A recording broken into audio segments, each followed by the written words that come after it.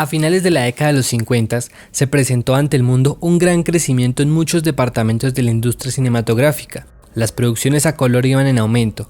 En películas como Vértigo se demostraba gran ambición y se refrescaba la experiencia de los espectadores. Igualmente, reinaban las macroproducciones que rompían barreras en financiación y plasmaban ante el mundo el despliegue de recursos por parte de las producciones norteamericanas.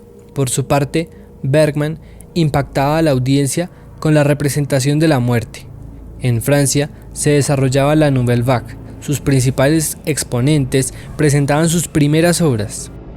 Ya en el año de 1960 se estrenaron 3 películas en esencia muy similares, en las que confluyeron algunos de los elementos constitutivos del suspenso terror en cuanto a recursos audiovisuales, construcción de personajes y planteamiento de contenidos, quedando grabados en la historia del cine como clásicos.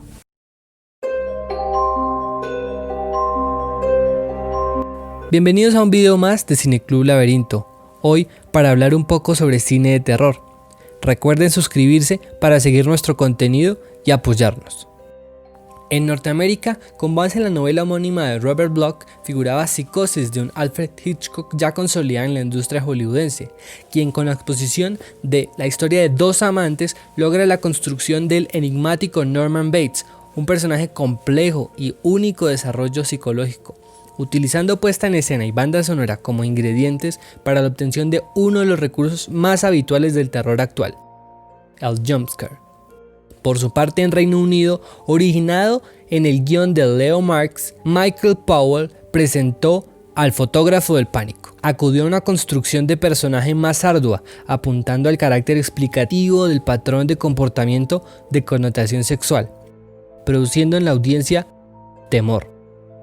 Ante una poco habitual o en todo caso oculta manía, obteniendo en el suspenso su hilo narrativo. Por último, pero no menos importante, extraída de una novela de Jean Redon, Georges Franju crea Los ojos sin rostro. Película, aunque limitada creativamente por los productores, no limitaría su impacto, revelando un doctor de avanzada para el futuro en la cirugía de tejidos, quien no duda en realizar cualquier método o práctica con tal de obtener su consagración. Film que, al contar con planteamientos pseudocientíficos, reflejó en la audiencia gran angustia y aversión, historia a la que regresaremos más adelante. Es necesario advertir que a continuación habrá spoilers. Con similitudes entre estas películas se evidencia el propósito de obtener una banda sonora que ayudara a aumentar la sensación de suspenso o impacto según lo requiriese.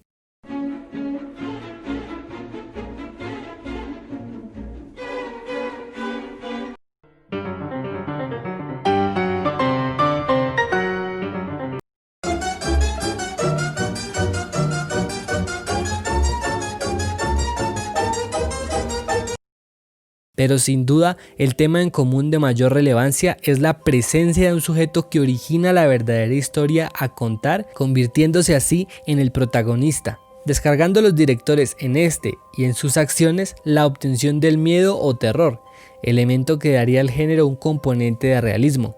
Recordemos que desde sus primeras obras el género se desarrolló al llevar a la pantalla la representación de algunas fantasías. En esto aparecieron criaturas, monstruos, fenómenos o personajes peculiares, provenientes en su mayoría de la literatura. Por ello, como Dr. Frankenstein, el gabinete del Dr. Caligari, Nosferatu, posteriores variaciones del Drácula, se constituirán en los primeros exponentes del cine de terror.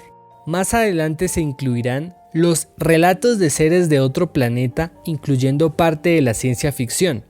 También se presentarían pequeños vistos de fenómenos paranormales o del principal símbolo del mal en la religión imperante en Occidente. Estas últimas temáticas abarcarían una gran tendencia en los años venideros hasta el presente.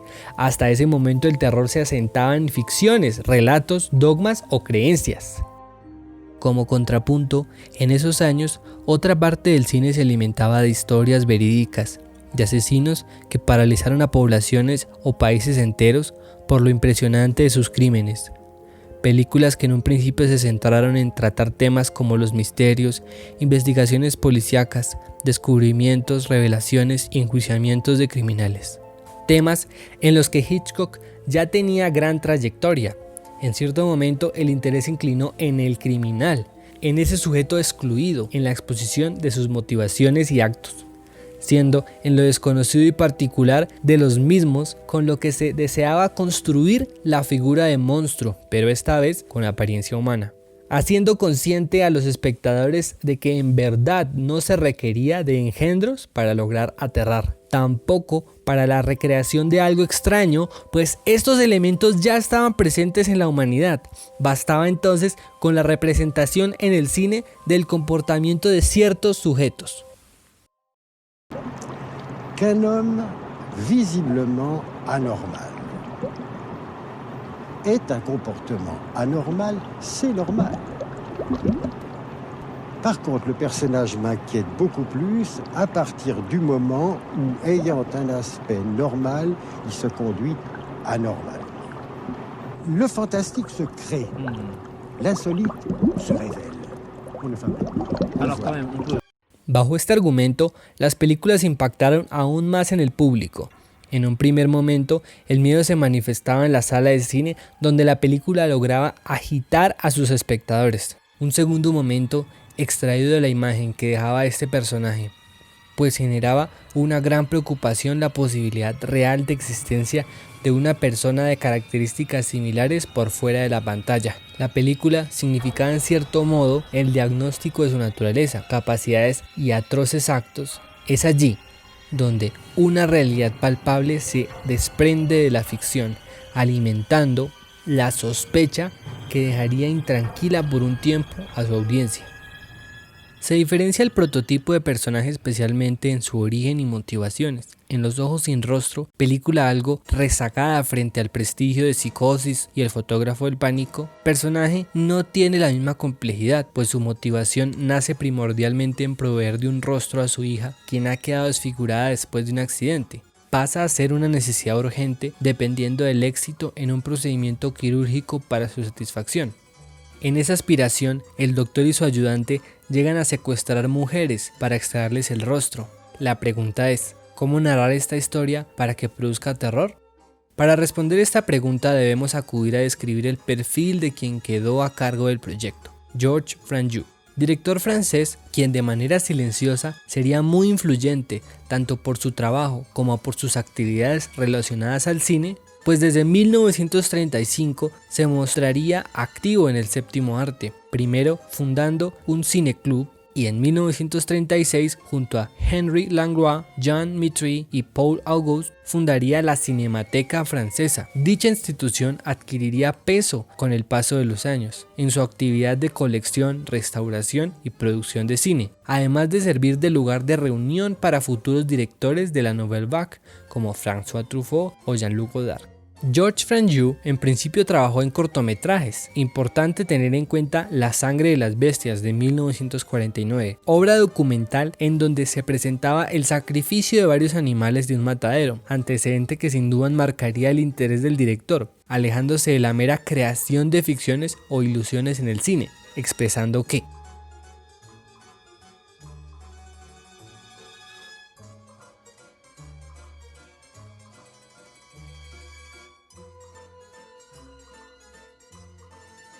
esto refiriéndose al contrapunto de emociones al que iba dirigido su documental, en donde se intercalan imágenes de ovejas y terneros ejecutados, con tranquilos planos de suburbios de París. Bajo esta concepción y con la prohibición de mostrar mucha sangre, animales torturados y científicos trastornados, el componente de horror fue descargado una parte en él.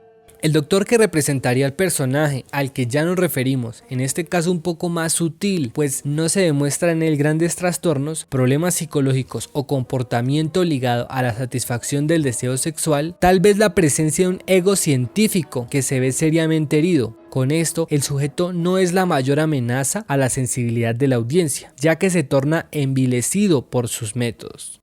La extracción del rostro es el punto en el que está concentrado gran parte del horror, y al que el director acudiría en ciertos términos. Chirurgical du professeur Thierry de Martel et qui s'appelait trépanation pour crise d'épilepsie.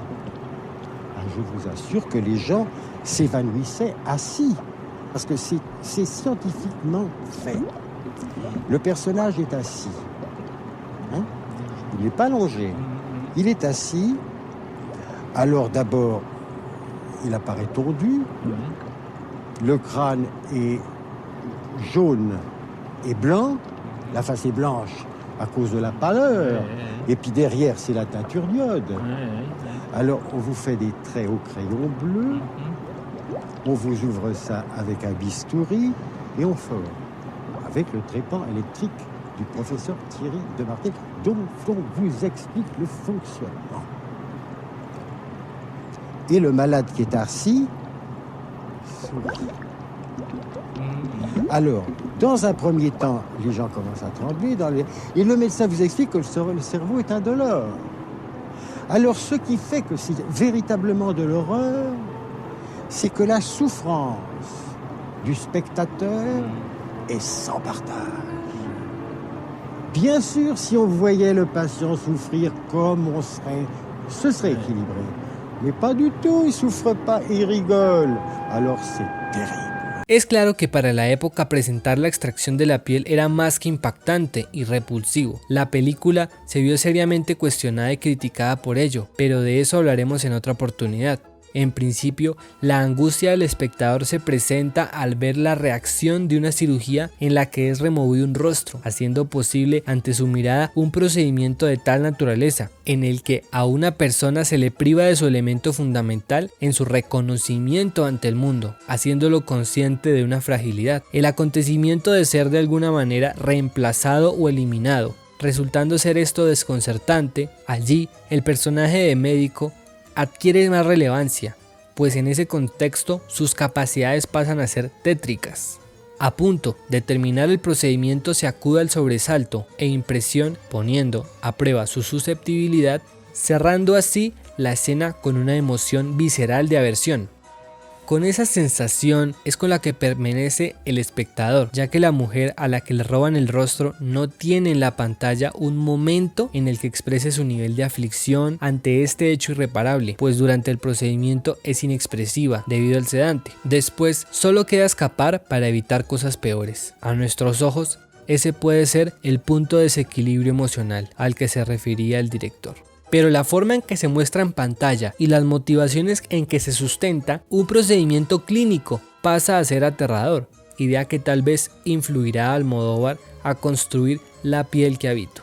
Existe un personaje que sin duda es el más intrigante y es el de Christine, hija del doctor, quien ha sufrido una deformación que oculta con una máscara.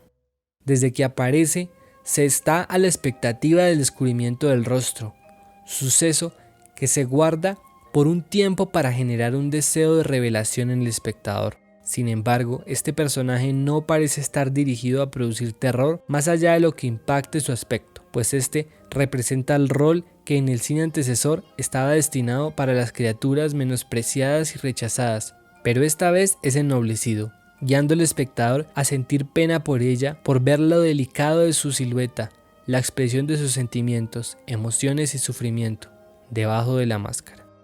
Argumento que no era nuevo en el cine, recordemos Freaks de 1932 de Todd Browning, en la que se establecía que sin importar la clase o grado de deformidad o apariencia de dichos sujetos, no se les puede excluir de las capacidades de sentir, expresarse y obrar de manera altruista, retratado también por David Lynch en El hombre elefante de 1980, perdiendo significado el calificativo de monstruo. Christine al final, con algo de arrepentimiento, decide abandonar su deseo, prevaleciendo ante su estigma, librando a más mujeres de su indeseable destino.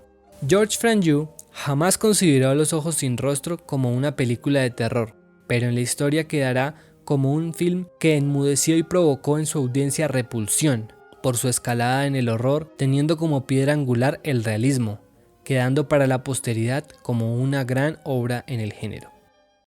Hemos llegado hasta el final del video, les agradezco que hayan llegado hasta acá, déjenos sus comentarios, sus opiniones, sus sugerencias, por favor suscríbanse, compartan nuestro contenido, también publicamos algunos documentos escritos en nuestro blog cineclublaberinto.wordpress.com. Muchas gracias, adiós.